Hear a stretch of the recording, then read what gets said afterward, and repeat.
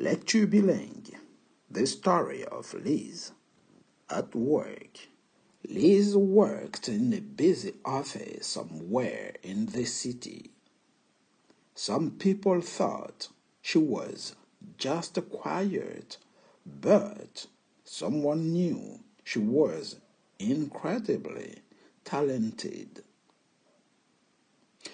Liz travaillait dans un bureau animé, busy office, quelque part en ville, somewhere in the city.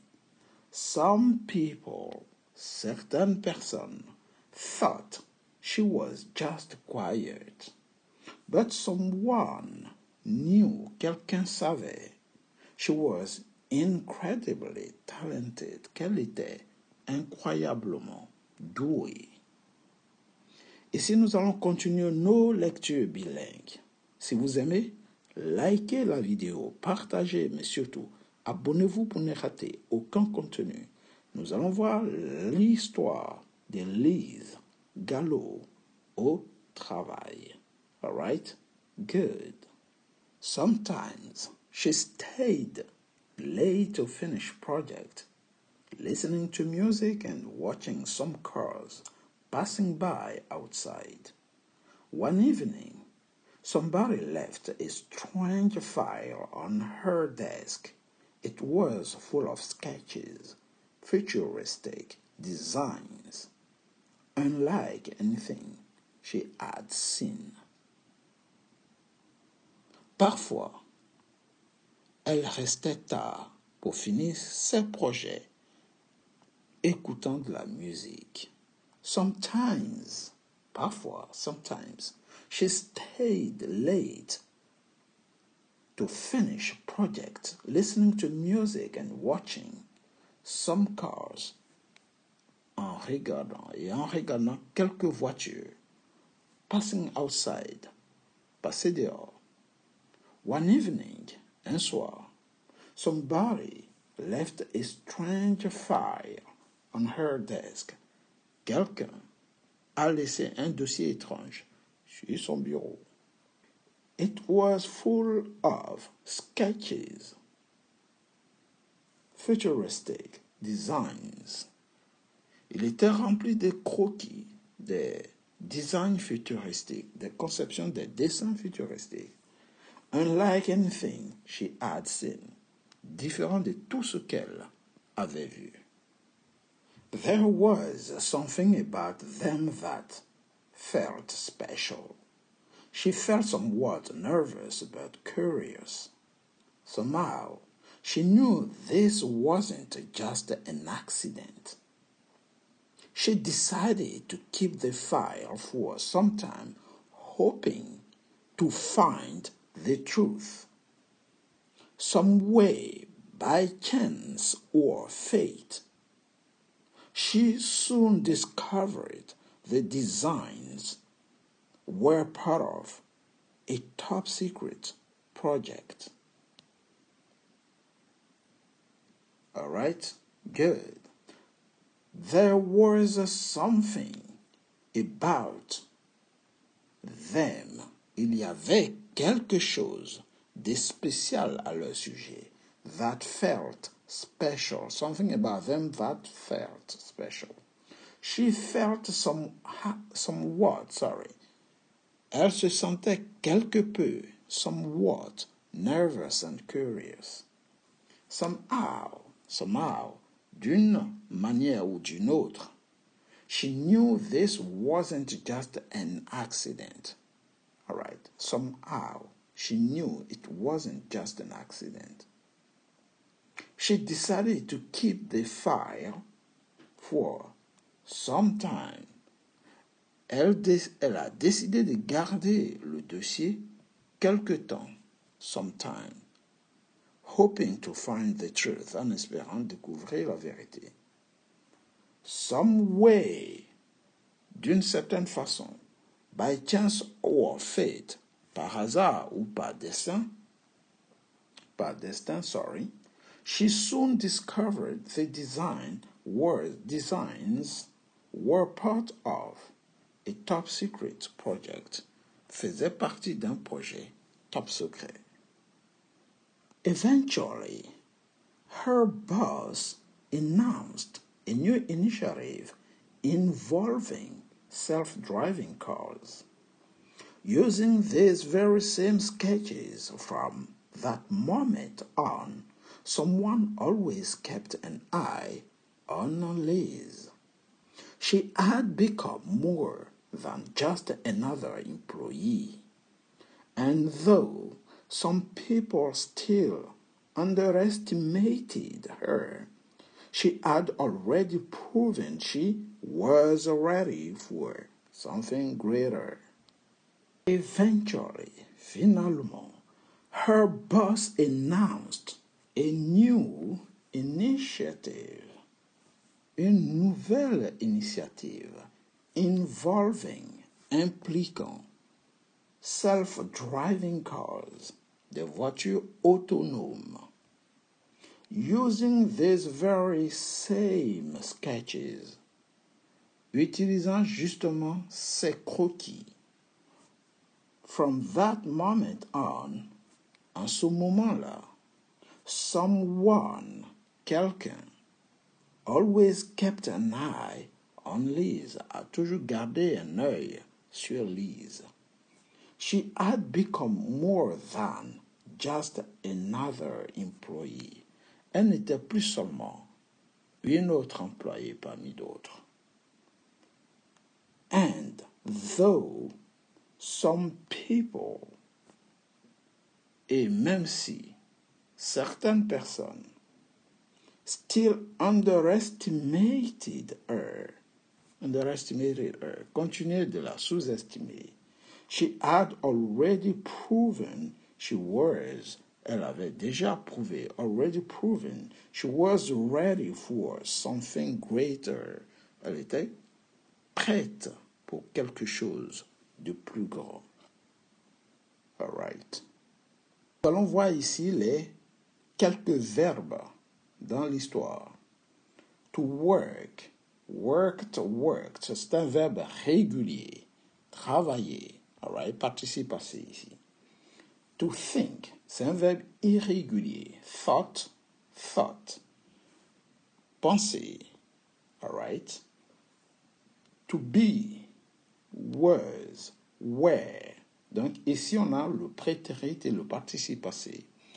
Être, participe passé, était. To know, knew, known. Savoir, donc su, participe passé. To stay, rester. Stayed, verbe régulier, all right, rester. Ici, les verbes réguliers, ce sont des verbes qui ont un ED à la fin. All right, ils ne changent pas ni au prétérit ni au participe passé, c'est le même. La difficulté, ce sont les verbes irréguliers qui sont complètement différents de leur base verbale. Ici, think, thought. Donc, il n'y a pas de ressemblance. To be, was, were. Tout ça, ce sont des verbes irréguliers. Ça, ils changent. All right. To have, had. Avoir, participe passé, eu. To feel, felt. Sentir, participe passé, senti.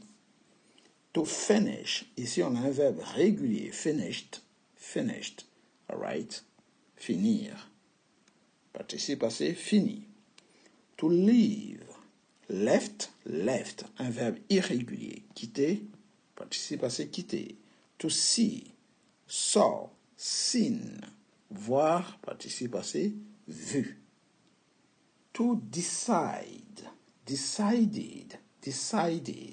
Décider, participe passé, décider avec un E accent. Discovered.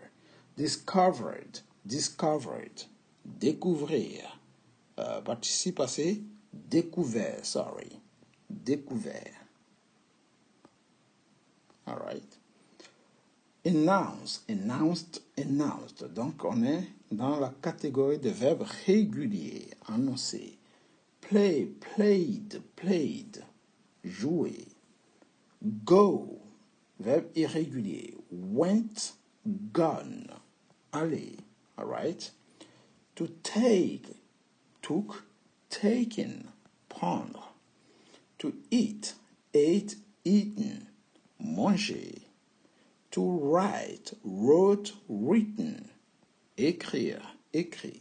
To sleep, slept, slept. Dormir, dormi participe passé. To go, to come, came, come. Venir, participe passé, venu. All right? C'est quoi la différence entre le prétérit et le participe passé? Nous allons les comparer. Vous allez voir la différence. All right? Here we go. Mais n'hésitez pas, likez la vidéo, partagez, mais surtout, abonnez-vous pour ne rater aucun contenu, aucune autre vidéo à venir. Pour faire la différence, je disais pour faire la différence entre le prétérit et le participe passé, par exemple, on prend le verbe eat.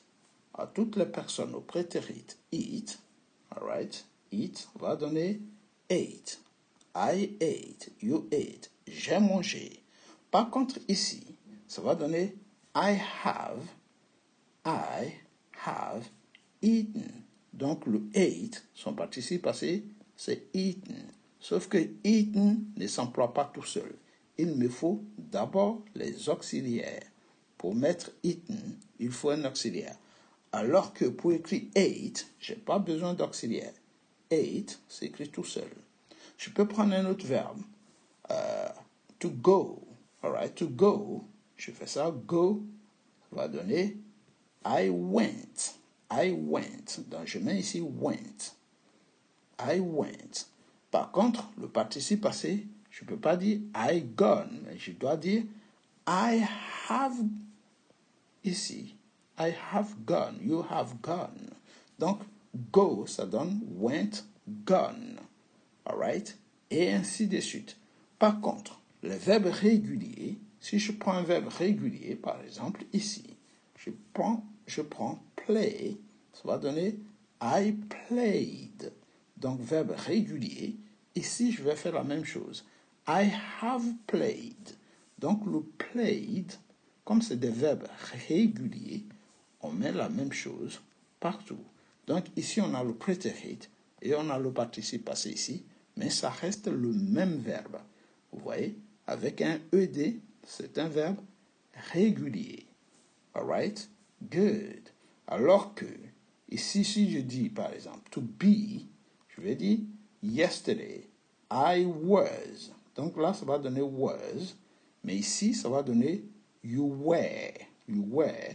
Et le was, ici, va revenir ici, troisième personne du singulier, on va faire he was, she was, it was.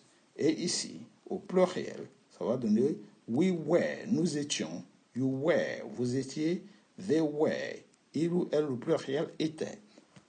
Le participe passé, on va dire I have been. Donc ici, ça va donner been, j'ai été. Donc ici, c'est plus été. On va I have been. I have been. J'ai été. Donc ici, le participe passé s'emploie toujours avec un auxiliaire. Ici, il faut un auxiliaire. D'accord? C'est la raison pour laquelle vous avez toujours deux ici. I took, I have taken. I ate, I have eaten. I wrote, I have written. Certains sont identiques, mais c'est pur hasard. Ce ne sont pas des verbes réguliers, ça reste des verbes irréguliers. All right? Good. Donc, si vous dites I knew, je savais, I have known, j'ai su, et ainsi de suite. Ce sera tout pour aujourd'hui. N'hésitez pas, revenez sur l'histoire et vous verrez que avec la lecture, on apprend à parler plus facilement parce que les verbes sont utilisés de façon concrète dans des phrases. On va faire un petit récap des composés des sommes. Dans le texte, nous avons vu les composés des sommes. Lorsque vous prenez somebody, I know somebody. Somebody signifie quelqu'un. Je connais quelqu'un. Somebody. Oui, je connais quelqu'un. I know somebody. Oui. Someone, c'est la même chose. Someone, c'est synonyme de quelqu'un. Someone tell me. Quelqu'un m'a dit. Someone tells me. Quelqu'un m'a dit. Donc, someone, c'est aussi quelqu'un. Sometimes. Sometimes signifie parfois. Vous voyez, sometimes, parfois. Sometimes he is right. Sometimes he is late. Parfois, il est en retard. Somewhere. Where are you going? I'm going somewhere. I'm going somewhere. Je vais quelque part. All right? He is somewhere. Il est quelque part. Quelque part. He is somewhere. I don't know, but I'm sure he is somewhere. Mais je suis sûr, il est quelque part. Give me something. Give me something. Donne-moi quelque chose. Something. Quelque chose. Oui, quelque chose. I have something for you. J'ai quelque chose pour toi. All right? Somehow. Somehow. Somehow. En quelque sorte. En quelque sorte. Somehow. He is somehow right. Il a raison en quelque sorte. Raison. Oui. Somehow. D'une manière ou d'une autre. Somehow. Somewhat. Somewhat. Plutôt. He is somewhat the best. Il est plutôt le meilleur. Et somewhat.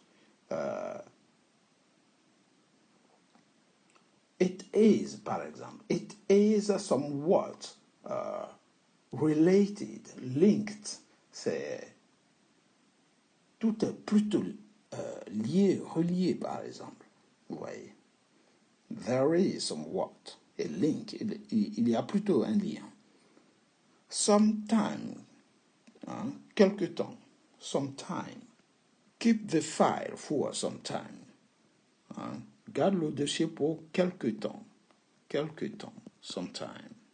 Donc, some, séparé, lorsqu'il y a une séparation, some peut signifier certains. Some people, certaines personnes. Some people, certaines personnes. Certaines personnes. All right? Good. Donc, some, tout seul, signifie des, some, somebody, some people, some motorbikes, certaines motos, des motos. All right? Donc, c'était pour réviser les composés des sommes que nous avons dans le texte. N'hésitez pas, si vous avez aimé, likez, partagez, mais surtout, abonnez-vous pour ne rater aucun contenu, aucune autre vidéo à venir. C'est tout pour aujourd'hui. Take it easy, guys, and see you next time. Goodbye. All right.